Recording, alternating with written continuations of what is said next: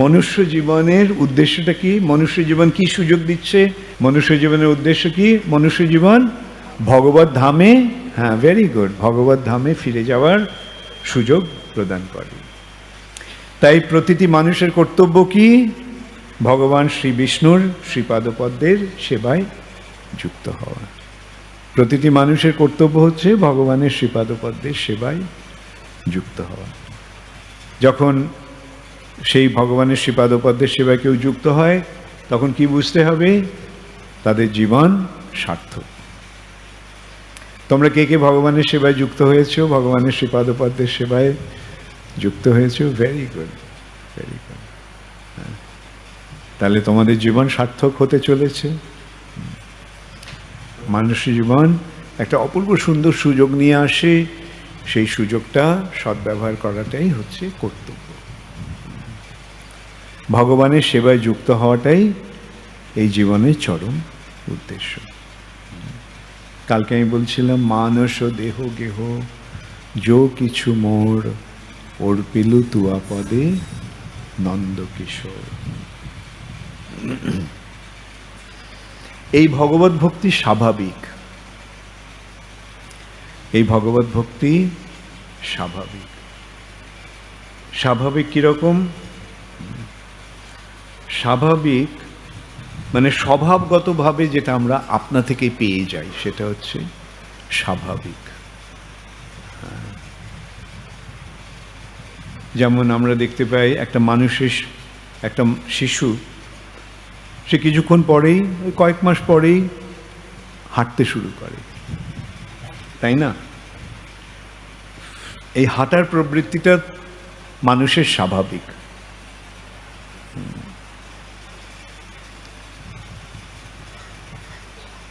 কিন্তু একটা পশুকে, একটা কুকুরকে যদি দুপায়ে হাঁটার চেষ্টা করানো হয়, পারবে? হ্যাঁ। কিন্তু সে কুকুরটা চার পায়ে খুব সুন্দর দৌড়াতে পারে। একটা মানুষকে যদি এভাবে চার পায়ে কুকুরের মতো দৌড়াতে বলা হয়, তাহলে কি হবে? হ্যাঁ, অনেক কষ্ট হবে। একটা পাখি স্বাভাবিকভাবে আকাশে ওড়ে, কোনো মানুষ যদি পাখির মতো আকাশে ওড়ার চেষ্টা করে, পারবে? হ্যাঁ। তো এই যেমন এই দুপায়ে হাঁটাটা মানুষের পক্ষে স্বাভাবিক, আকাশে ওড়াটা একটা পাখির পক্ষে স্বাভাবিক, একটা মাছে জলে থাকাটা স্বাভাবিক। হ্যাঁ, ঠিক তেমনি আত্মার পক্ষে ভগবানের সেবায় যুক্ত হওয়াটা স্বাভাবিক, স্বাভাবিক। তবে চেষ্টা করতে হবে। আমরা কি জন্মের পরেই দুপায়ে হাঁটতে শুরু করেছিলাম? প্রথমে তো চিৎপটাং হয়েছিলাম, তারপরে চার পায়ে হাঁটতে শুরু করেছিলাম, তারপরে আস্তে আস্তে দাঁড়াতে শিখেছিলাম, তারপরে চলতে শিখেছিলাম, তারপরে হাঁটতে শিখেছিলাম, তারপরে দৌড়তে শিখেছিলাম, এমনকি বানরের মতো লাফাতেও শিখেছিলাম। হ্যাঁ, তো এগুলো কালক্রমে স্বাভাবিকভাবেই হয়েছে।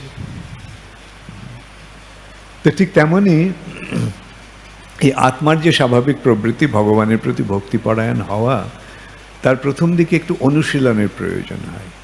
সেটাকেই বলা হয় সাধন ভক্তি।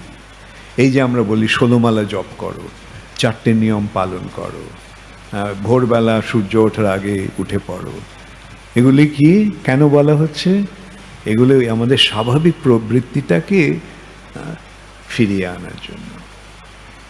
তাহলে কেন ভগবানের প্রতি এই যে ভক্তিপরায়ণ হওয়াটা, ভগবানের শ্রীপাদপদ্মের সেবায় যুক্ত হওয়াটা, ভগবত ভক্তি মানুষের পক্ষে স্বাভাবিক কেন? জীবের পক্ষে স্বাভাবিক কেন? কেননা ভগবান হচ্ছেন সকলের প্রিয়। আমরা কাকে ভালোবাসতে চাই? যে আমার প্রিয় তাকে ভালোবাসতে চাই। ভগবান যেহেতু আমাদের পরম প্রিয়, সবচাইতে প্রিয় কে? ভগবান। তাই তাকে ভালোবাসাটা স্বাভাবিক। সেই ভগবান আবার তিনি আমাদের পরমাত্মা, আমার উৎস, তার থেকে আমি এসেছি, আমি তার অংশ। তাই তাকে ভালোবাসাটা আমার পক্ষে স্বাভাবিক। এবং তিনি আমার পরম সুহৃদ, পরম বন্ধু। বন্ধু কি করে? বন্ধু আমার সমস্ত অভাব মোচন করে। প্রকৃত বন্ধু অভাব মোচন করে আর আমাকে সর্বতোভাবে আশ্রয় প্রদান করে, তাই না? সেটাই বন্ধুত্বের লক্ষণ নয় কি? তাহলে দেখো ভগবান কি করছেন, আমাদের যা কিছু প্রয়োজন সেটা আমরা পাচ্ছি। আমাদের যা কিছু প্রয়োজন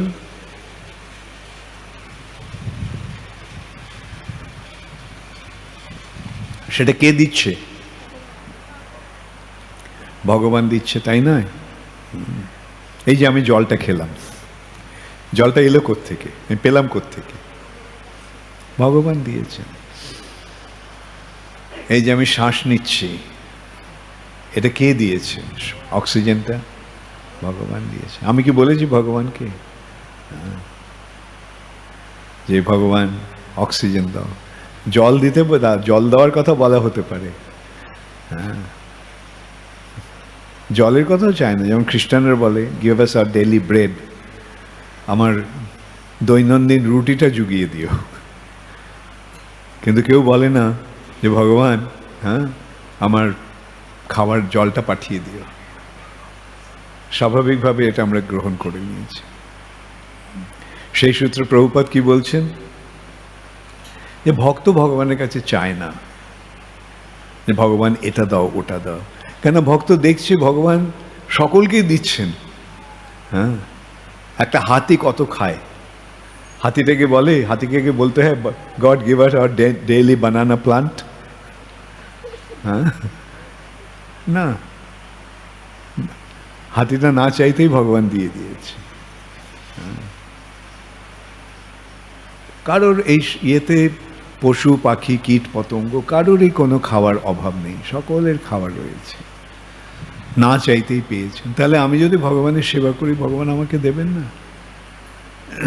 তাই ভক্তের মনোভাব হচ্ছে আমি ভগবানের কাছে চাইব না, আমি ভগবানকে দেব। হ্যাঁ, এইটি হচ্ছে সেবা। আমি নেব না, আমি দেব। উনি তো দিয়ে রেখেছেন আমাকে সবকিছু, তাহলে চাইবার কি দরকার? এখন তাকে আমি দেব। এই সূত্রে প্রভুপাদ একটা খুব সুন্দর দৃষ্টান্ত দিয়েছিলেন। বাবা একটা ছেলেকে, ছোট্ট ছেলেটিকে 10টা টাকা দিয়েছেন। ছেলেটা টাকাটা নিয়ে পাশে মিষ্টির দোকান থেকে অনেক মিষ্টি কিনেছে 10 টাকা। কিনে এনে বাবাকে বলছে, বাবা তুমি এই মিষ্টিগুলো আমি তোমার জন্য এনেছি। বাবারই টাকা দিয়ে মিষ্টিটা কিনেছে, কিনে বাবাকে দিচ্ছে। তাহলে ভেবে দেখো, বাবার হয়তো জন্ডিস, মিষ্টি খেতে পারে না, কিন্তু তবুও বাবার কিরকম মনোভাব হয় তখন? হ্যাঁ, এই যে তার ছেলেটা তার জন্য এই যে একটু মিষ্টি নিয়ে এসছে, তাতে তার বাবার হৃদয় আনন্দে ভরে ওঠে, স্নেহের বাৎসল্যে ভরে ওঠে। সেইটি হচ্ছে সেবার বৈশিষ্ট্য। সবই আমাদের ভগবানের থেকে পেয়েছি, কিন্তু সেই ভগবানের দেওয়া জিনিসগুলো নিয়ে আমি ভগবানকে বলছি, ভগবান তুমি এটা নাও। ভগবদ্ গীতায় তাই ভগবান বলেছেন, ভোক্তারং যজ্ঞ তপসাম সর্বলোক মহেশ্বরম সুহৃদম সর্বভূতানাম। Very good. জ্ঞাত্বা মাং শান্তি মৃচ্ছতি। ও পাশ থেকে রিসাইট করে আমাকে প্রম্পট করছিল। আমাকে সমস্ত যজ্ঞ তপস্যার পরম উদ্দেশ্য রূপে এবং সর্বলোকের মহেশ্বর ও সকলের উপকারী সুহৃদ রূপে জেনে যোগীরা জড়জগতের দুঃখ দুর্দশা থেকে মুক্ত হয়ে শান্তি লাভ করেন। কেবল এই 3টি তত্ত্ব, পরমেশ্বর ভগবান শ্রীকৃষ্ণ সমগ্র সৃষ্টির পরম ঈশ্বর, তিনি সমস্ত জীবের পরম সুহৃদ এবং তিনি সব কিছুর পরম ভোক্তা, অবগত হওয়ার ফলে যথার্থ সুখ এবং শান্তি লাভ করা যায়। এই চিন্ময় আনন্দ প্রাপ্ত হওয়ার জন্য জীব সারা ব্রহ্মাণ্ডে বিভিন্ন লোকে বিভিন্ন রূপে ভ্রমণ করেছে, ভ্রমণ করছে হবে। কিন্তু যেহেতু সে ভগবান শ্রী বিষ্ণুর সঙ্গে তার ঘনিষ্ঠ সম্পর্কের কথা ভুলে গেছে, অতএব সে জন্ম জন্মান্তরে কেবল দুঃখ কষ্টই ভোগ করছে। অতএব মানব সমাজের শিক্ষা ব্যবস্থা এমন হওয়া উচিত যে ভগবানের সঙ্গে বা বিষ্ণুর সঙ্গে তার ঘনিষ্ঠ সম্পর্কের কথা মানুষ হৃদয়ঙ্গম করতে পারে। প্রতিটি জীবেরই ভগবানের সঙ্গে এক অন্তরঙ্গ সম্পর্ক রয়েছে।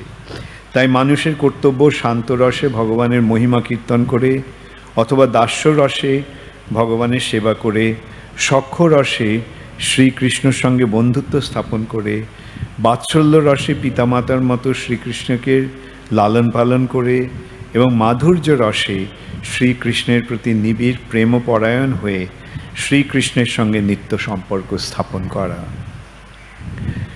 শ্রীমদ্ ভাগবতে ভগবান বলেছেন, যেষাম অহং প্রিয় আত্মা শ্রুতশ্চ সখা গুরু সুহৃদ দৈবম ইষ্টম। জীব যে শরীরেই থাকুক না কেন, সে ভগবান শ্রী বিষ্ণুর সঙ্গে সম্পর্কযুক্ত। শ্রী বিষ্ণু হচ্ছেন পরম প্রিয় পরমাত্মা, পুত্র, বন্ধু এবং গুরু। মনুষ্য জীবনেই কেবল ভগবানের সঙ্গে আমাদের নিত্য সম্পর্কের পুনঃপ্রতিষ্ঠা সম্ভব, এবং সেটি শিক্ষা ব্যবস্থার লক্ষ্য হওয়া উচিত। বস্তুতপক্ষে সেটি জীবনের পরম সিদ্ধি এবং শিক্ষার পরম পূর্ণতা। এই উপদেশটা কত মূল্যবান, এবং এই উপদেশটাকে যদি আমরা যথাযথভাবে অনুশীলন করি তাহলে কি হবে? আমাদের জীবন সার্থক হবে। এমনও দুর্লভ মানব দেহ, পাইয়া কি করো ভাবনা কেহ।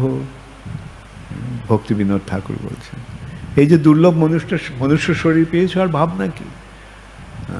এখন এই যশোদানন্দন শ্রীকৃষ্ণের ভজনা কর। হরে কৃষ্ণ কৃষ্ণ কৃষ্ণ হরে হরে, হরে রাম রাম রাম হরে হরে। শ্রী চৈতন্য মহাপ্রভু এই হরে কৃষ্ণ মহামন্ত্র প্রদানের মাধ্যমে আমাদের জন্ম সার্থক করার এক অপূর্ব সুন্দর সুযোগ দিয়েছেন। হরে কৃষ্ণ।